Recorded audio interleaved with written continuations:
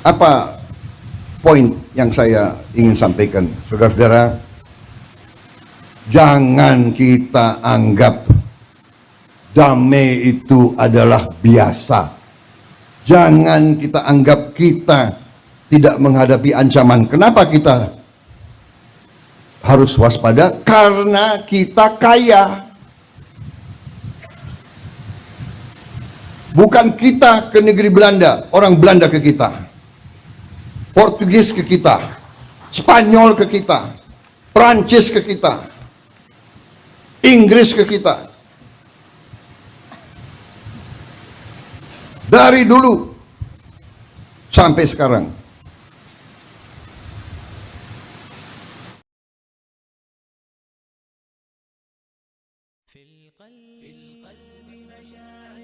Bismillahirrahmanirrahim. Apa kabar Covizen semuanya? Semoga kita selalu dalam lindungan Allah Subhanahu wa Ta'ala. Covizen semuanya, kita akan berbicara sangat serius. Sebagaimana Bapak Presiden Prabowo menyampaikan pidatonya dengan sangat serius, meskipun diiringi dengan sedikit bercanda.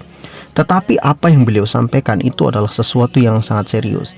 Di dalam pembukaan Milad Muhammadiyah, ya, beliau diberikan kesempatan untuk berpidato. Tapi pidato beliau kemudian menyinggung beberapa hal yang perlu kita waspadai juga, karena beliau sangat khawatir terhadap negeri ini, terutama ancaman-ancaman yang ada di luar negeri sana. Ada ancaman perang dengan negara lain, ada juga ancaman perang dunia ketiga yang bisa jadi Indonesia, negeri kita, itu pasti juga akan terkena dampaknya.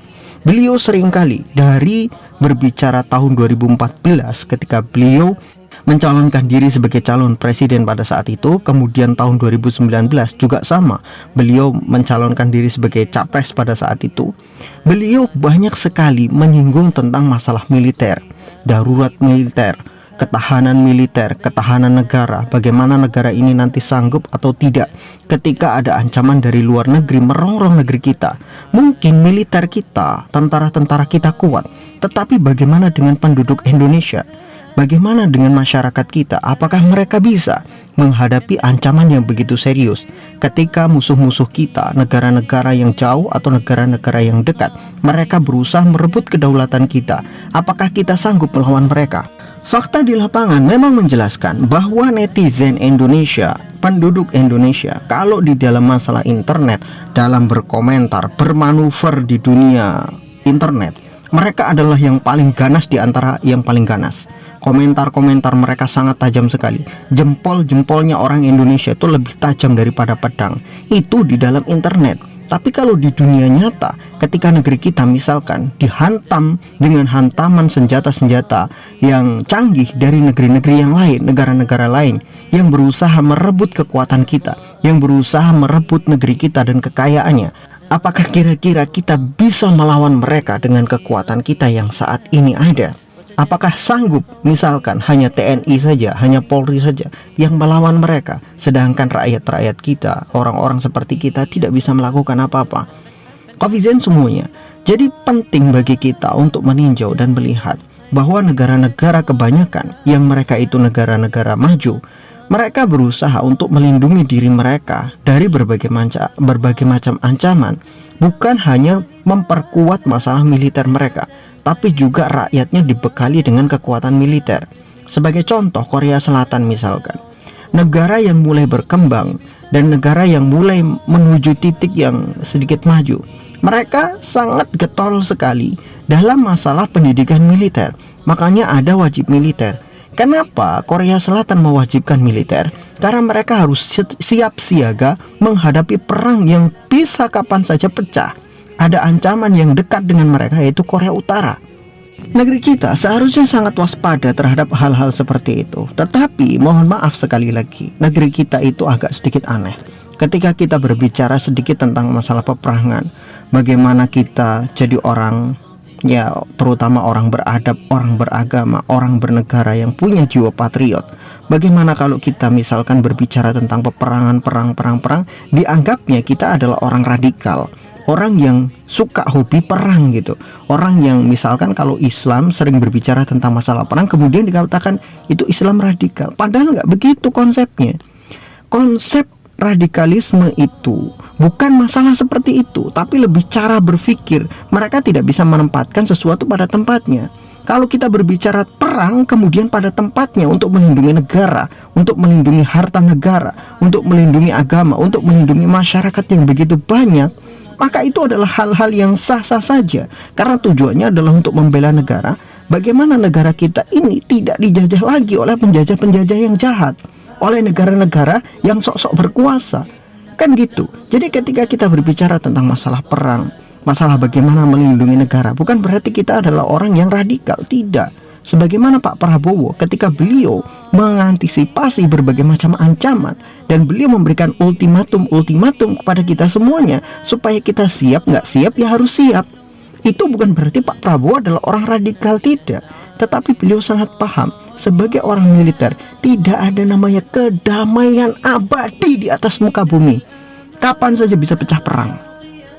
Kalau di dalam Islam itu sudah sangat jelas sekali dijelaskan, bukan hanya masalah perang dunia ketiga, tapi nanti ada musuh berat, ada kafir-kafir yang harus dibasmi di masa depan, yang mereka juga jelas-jelas akan mengancam kedaulatan negara. Bukan hanya negara, agama kita juga dipertaruhkan. Kemudian ada munculnya Dajjal, ada munculnya Ya'juj dan Ma'juj. Itu semua ada di dalam keyakinan umat Islam.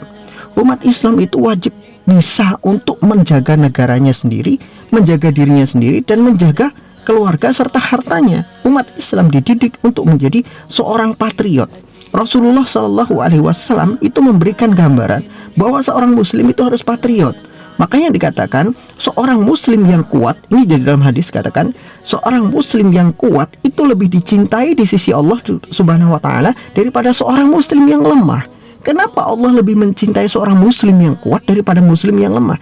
Karena Muslim yang kuat akan mempunyai potensi membela dirinya sendiri, membela negaranya, membela agamanya, membela hartanya, membela keluarganya, membela masyarakat yang ada di sekitarnya ketika terjadi hal-hal yang tidak menyenangkan. Itu makanya Allah lebih mencintai seorang Muslim yang kuat.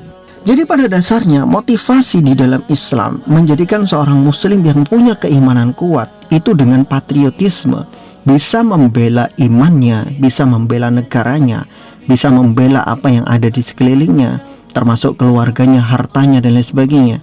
Bahkan termasuk dikategorikan sebagai seorang yang syahid adalah orang yang mati membela kehormatan keluarga dan juga hartanya. Ketika hartanya ingin dirampas, kemudian dia melawan, maka pada saat itu ketika dia mati karena mempertahankan apa yang jadi miliknya, maka dia mati dalam keadaan syahid. Tentu syaratnya syahid adalah dia harus beriman kepada Allah Subhanahu Wa Taala, beriman pada Rasulnya, dan dia menjalankan syariat-syariat Islam seperti sholat, zakat, puasa, dan haji, dan lain sebagainya. Haji kalau mampu.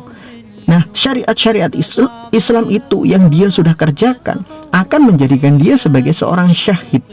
Jadi syaratnya adalah dia beriman, menjalankan rukun Islam, rukun iman, kemudian dia membela apa yang ada pada dirinya sendiri dan apa yang dia miliki, kemudian dia meninggal di atas pembelaan itu, maka dia menjadi syahid.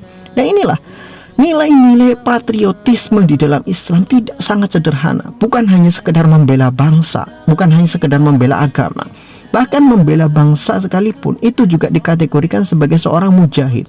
Makanya kalau kita melihat lagi di dalam sejarah Islam, negara kita ketika perjuangan pada saat itu Bung Tomo 10 November kalau nggak salah itu, beliau mengerahkan seluruh kekuatan untuk melawan penjajah.